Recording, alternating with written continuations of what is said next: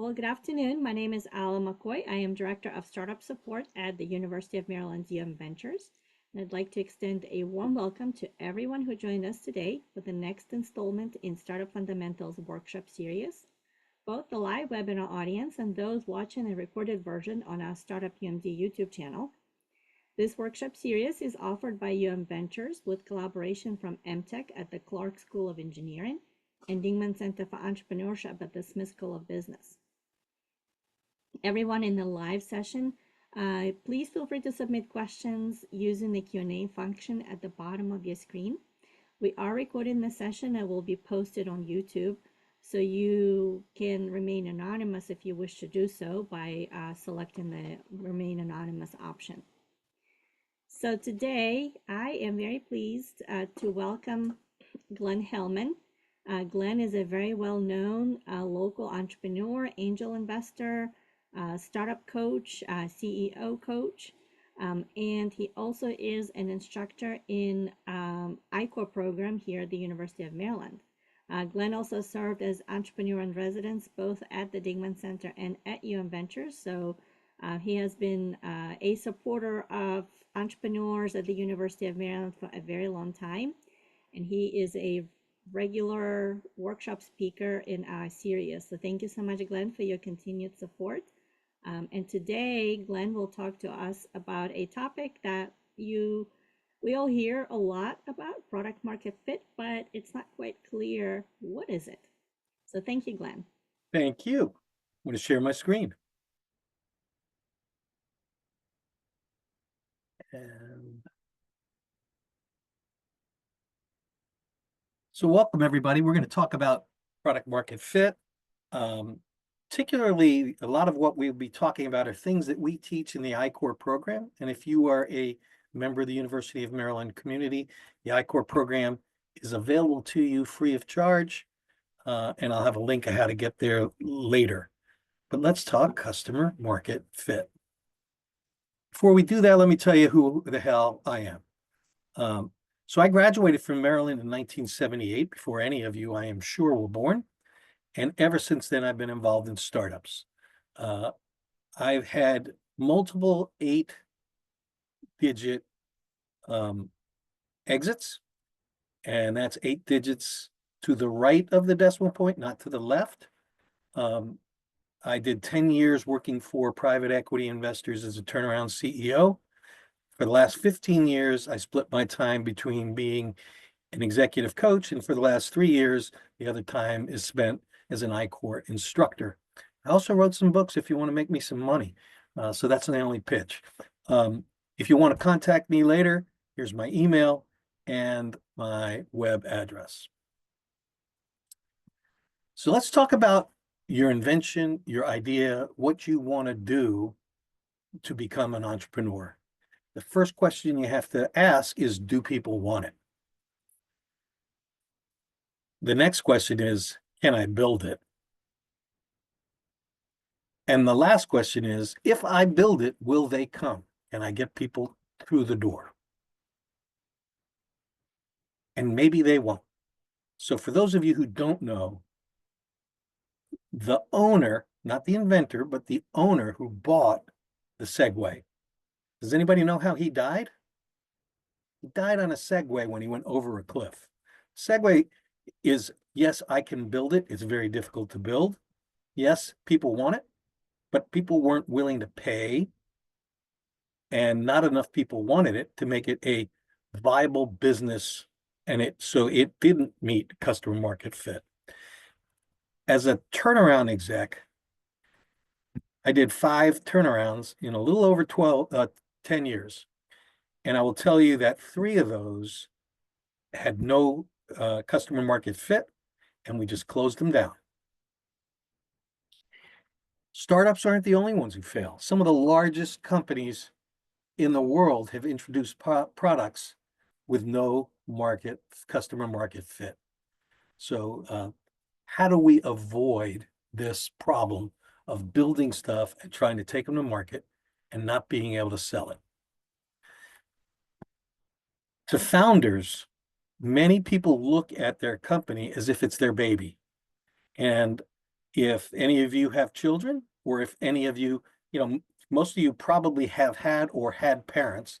If I ask a parent about their baby and ask them, do you have an ugly baby? No parent has an ugly baby. Yet, just by the rule of statistics, 50% of us, me included, are less attractive than the other 50%. So there's something wrong there. And that's okay to look at your baby and see it as beautiful, but your company is not your baby. So you may think that what you have is a beautiful baby,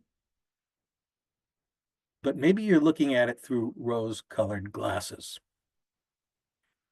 So what I have found in my years of being an entrepreneur, and what we teach at iCore, is a proven scientific method to determine if there is product market fit. And I will tell you that the statistics all show that most companies that fail because there's no customer market fit. You may say, well, how about competitors? If we'll explain, people can need your product, but is it really better enough or good enough? So just having a product that people need, want, and acknowledge there's value to it does not guarantee success. Many of you are probably aware of the business model canvas. Customer market fit involves this checklist. We need a checklist, a blueprint, so that we know that we've gone through all the necessary functions of a business to build a business and get it to market so that people will buy it and you can make money. The right side of the business market canvas focuses in on do customers want it? What segments would I sell it to? What are the relationships and how they buy? What are the relationships? How do I get it into their hands? And what is my value proposition in determining what the value proposition is? And many times, the value proposition that you hypothesize about doesn't wind up being the value proposition that takes you to market. Another important detail about finding customer market fit is figuring out who to sell it to. So imagine that you've developed a cybersecurity tool and your total addressable market is $10 billion. Literally, everybody in the world, from high school students to the largest corporations in the world, could use your product. Should you sell it to everybody? Do you have the resources to market to everybody? Does everybody in that large TAM have the same needs? Can you develop a product that fits all the needs of all those different potential markets that you can sell it to? I don't know if you know, but a camel is a horse designed by committee. That's what you wind up with when you're trying to develop a product to start your market for everybody in the market who could possibly buy it. When you think of markets, you should think of markets the way you bowl. If you bowl. If you don't bowl, think about it the way other people bowl. But you don't throw the ball at all 10 pins. You aim it at the first pin. You hit that pin in the right direction so that with enough force so that it will take down the pins behind it and the pins behind it. That's how we should think about markets. So as a small company, we should focus in on, we are going to just go after one segment. We're going to knock that segment down because that segment is going to demand certain features. And if I can just take my limited engineering resources as a startup and focus them in on the specific needs, let's say, of the defense industry, then I may be able to outperform an existing supplier who tries to develop a camel, something for everybody. And then I can take down the next layer and the next layer and the next layer. It allows me to focus my energy so that I develop features specifically for each segment. My marketing dollars are more targeted and better spent in an industry like, for instance, let's say hospitals. Hospital administrators change jobs. Hospital administrators don't necessarily compete against each other. They go to conferences, they talk, they share information. There is virility in selling to hospitals. So if I can get 3 or 4 hospitals, I can all of a sudden start dominating that market. And then I can move to this adjacent market. I can become a big fish in a small pond. Think about this. I am in sommelier in one of the top restaurants in the world. I can use a Swiss Army knife, which has a corkscrew, or I can use a product specifically designed to open up wine bottles. I can use a camel, or I can use a racehorse. Basically, to do customer market fit, we need to figure out what the customers want. What is it in the market that people want? So what do we need to know to do that? First, we should develop a hypothesis. Apple hits us in the head, and we need to say, I wonder why that happened. Was it God pushing down an apple on my head? So we need to say, I think there might be this other hidden force, and then investigate around that hypothesis. We need to apply a scientific method to what a market is. So the first hypothesis is, what is the job to be done? Let's look at the development of the car, which maybe Henry Ford invented, probably not, but he definitely perfected selling it to the masses. Henry Ford said that if I asked my customers what they wanted, they would say faster horses. And that's because they couldn't envision a car. But that's the wrong thing to ask. He needs to develop a hypothesis around the job that people use horses to be done. For instance, if I have a drill, what's the job to get done? You're not buying a drill because you want to drill. You're buying a drill because you want holes. And so we need to ask questions. Let's go back to the car example. If Henry Ford had followed the correct process, he wouldn't say, what do you want? He would say, how do you get from point A to point B? That is the job to be done. Focus in on the job to be done. And they would say, I use a horse. And you would say, how satisfied are you with a horse?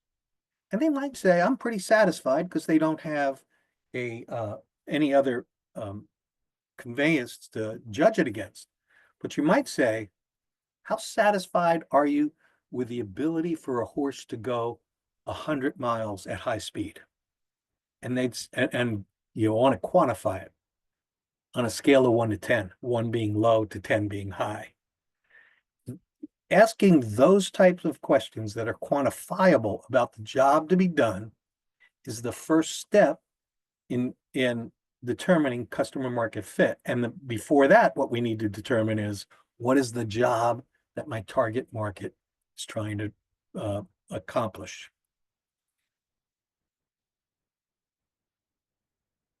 Does the customer get the job done today? Let's look at, for instance, an artificial hip.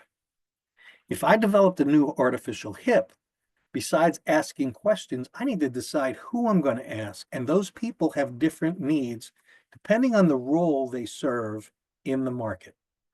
So the end user of an artificial hip, that's the surgeon. The beneficiary, that's the patient.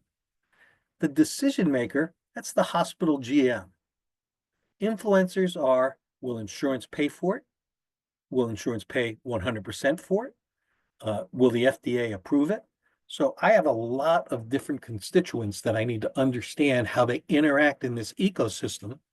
And each one has a different job to be done.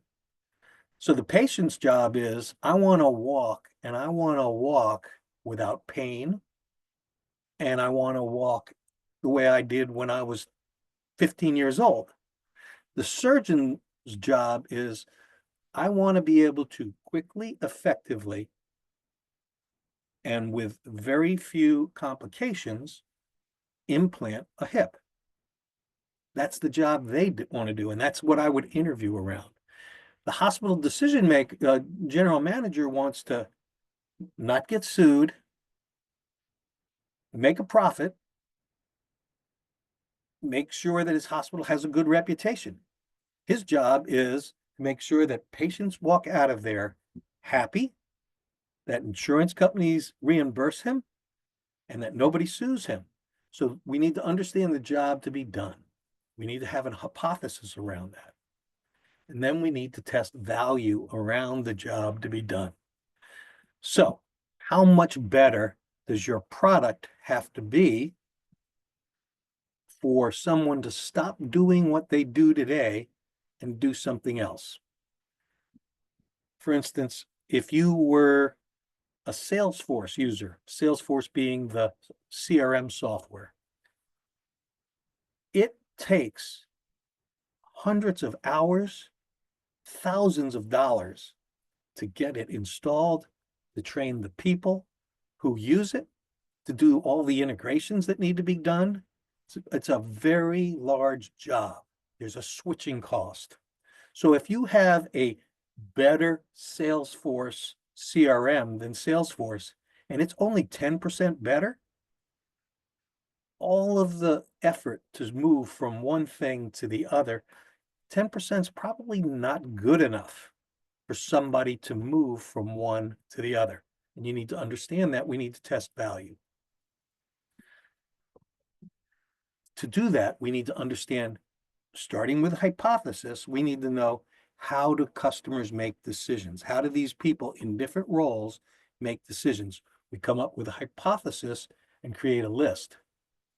And then we ask. Now, by the way, a hypothesis is just that. It's a theory. It's not a fact. As we interview, we'll learn more, we'll go back, we'll readjust our hypothesis. But really what we want to know is, what is the unmet need? For instance, if in the case of Salesforce, they may not be happy, but there is a met need. Is there an unmet need? Can I do value above what Salesforce does enough so it's worth the switching cost? I'm going to use this as an example of good enough and priorities. So just having people want it is not enough. If you remember back to 220, if I ask people, how satisfied are you with a cure? By the way, a vaccination is not a cure. How satisfied are you with a cure for COVID? The satisfaction level on a scale of 1 to 10, with 10 being the highest, would be 1. And people were dying by the millions around the world. What is your priority for finding a cure for COVID? The priority would be 10. 5 years later, by the end of, beginning of next year, if I ask the same question, there is no cure. People still get COVID. It's inconvenient. There's a vaccination. Very few people are dying. It's not worse than the flu today. If I ask you your satisfaction level for a cure, even though there is none, you might say 4. But if I ask you what's your priority for finding a cure, it's a 3. It is not a high priority. There are other things that are more pressing than a cure for COVID. So we are looking for we want to ask 2 questions about the job to be done and the criteria for buying. How satisfied are you on a scale of 1 to 10? And what's your priority? And we want things in this bottom right corner.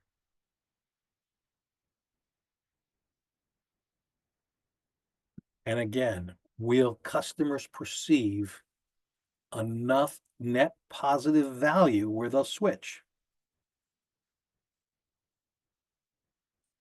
The other thing to determine customer market fit is, how do they buy? Do they buy on Amazon? Do they buy from a direct salesperson? Do they buy through a distributor, through telesales, inbound telesales?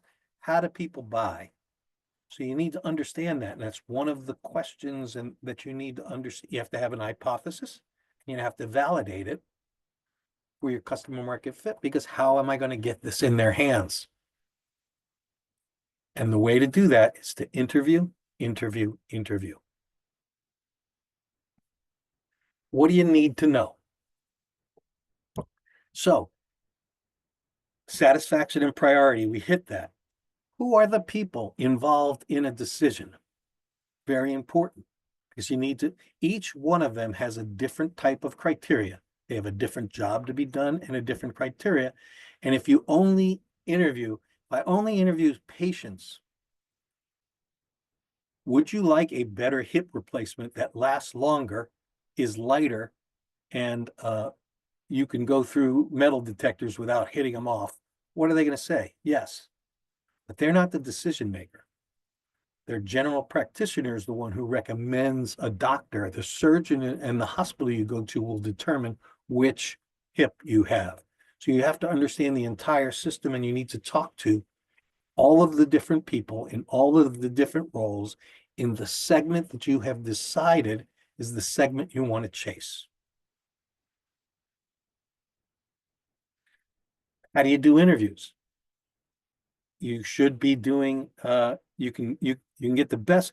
If you have a business to business product, for instance, I would go to a orthopedic trade show to talk to doctors and people involved in hip replacement, and I would be able to get interviews. Surveys, not in person, is the wrong way to get these interviews. I would use LinkedIn, I would use email, but they all must be done live. And I also recommend that when you're doing interviews, you have two people. It's so hard to conduct an interview. And when you're conducting an interview, you need somebody else to take notes. People don't like being recorded. You won't get the most honest, candid reviews if you record them. So it's better to have one person concentrating on what's being said and one person concentrating on what should I ask. How do you get a response? You can't sell. So if you have a, if I wanted to do interviews and I used my company URL, email URL, people are going to think I'm selling them.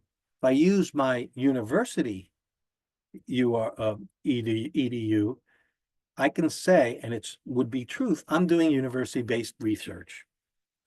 More likely to respond to a university-based research, especially if it helps the general good of the general public. I would flatter them. I wouldn't say, hey, you're really a good-looking guy. I'd say, we are doing research in this field, and you are recognized as an expert in that field. We would appreciate your opinions on this matter. When I'm asking for information, I want a 40-minute interview, but I will tell you, and because I've done this with other teams in I-Core, I've done other 400 interviews. It is rare where I've asked for 10 minutes and haven't had a 40-minute interview. Even if the person doesn't have time, if they're interested and I'm getting a good response, we'll meet again and finish it. So you ask for 10 minutes. You keep it short. And some other tricks. If you're asking for an interview, suggest times. So there's two things. One, I have a Calendly account. So I might put the Calendly link in there, which is very convenient, but some people get offended by it. So I do two things. If I'm looking for interviews, I'll say, do you have time next Tuesday in the morning, or Tuesday in the afternoon, or Wednesday in the morning next week? And if not, alternatively, here's a link where you can find time where we can talk.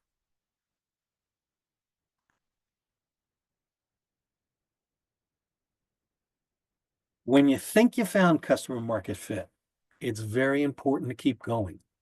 So let's theorize that Blockbuster probably had pretty good customer market fit when they opened up their brick and mortar tape stores.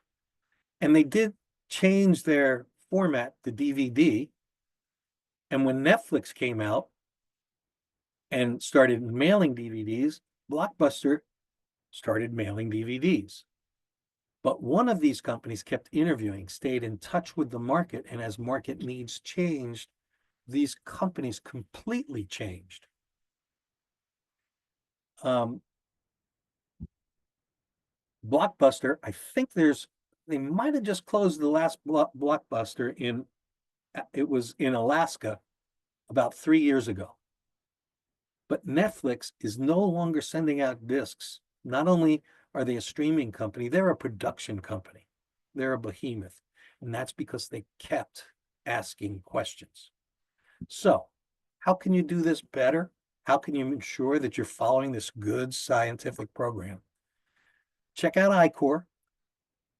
If you go to this www.icorps.umd.edu, actually, I think it's just I-Corps. You don't need the www.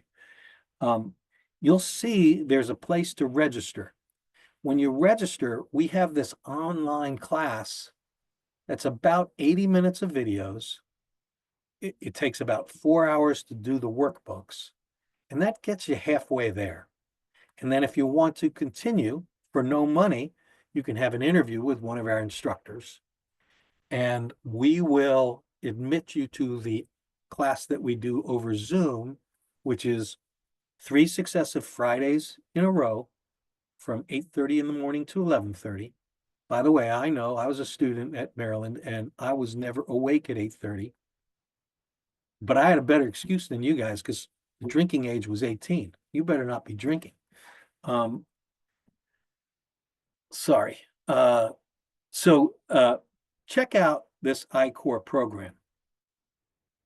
And something I didn't cover that we should all think about. What are the criteria for a great market? And it is, how viral is the market? How bureaucratic is the decision making? How much budget do they have? How much pain do they have? And how do they buy? Can I sell to them the way they buy? And if you keep doing that, you'll knock down all the pins.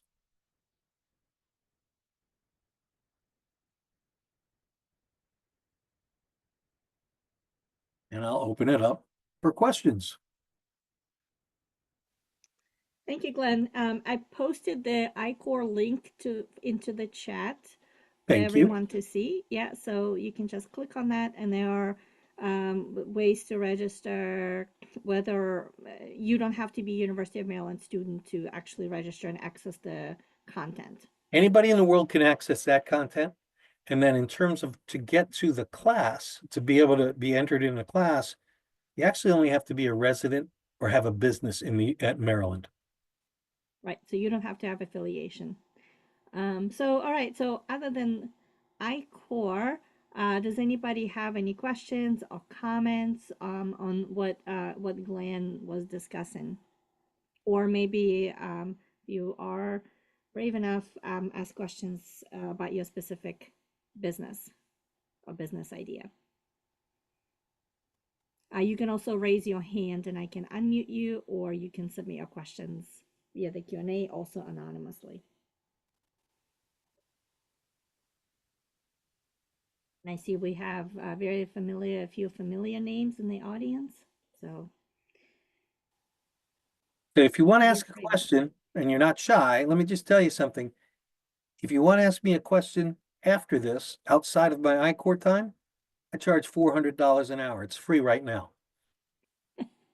there you go.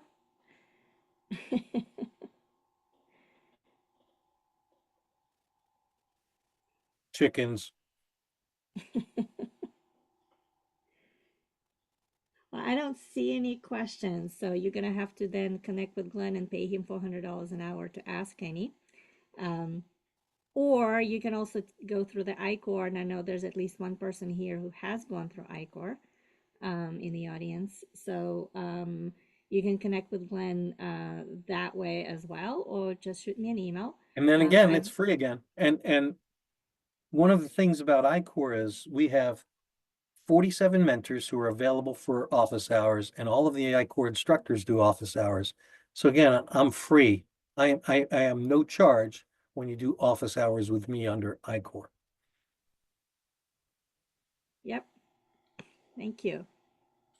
Well, thank you, Glenn, and thank you for everyone who joined us today. I will post the video, the recording on our Startup UMD YouTube channel, so you can watch that, watch this session again or listen to it.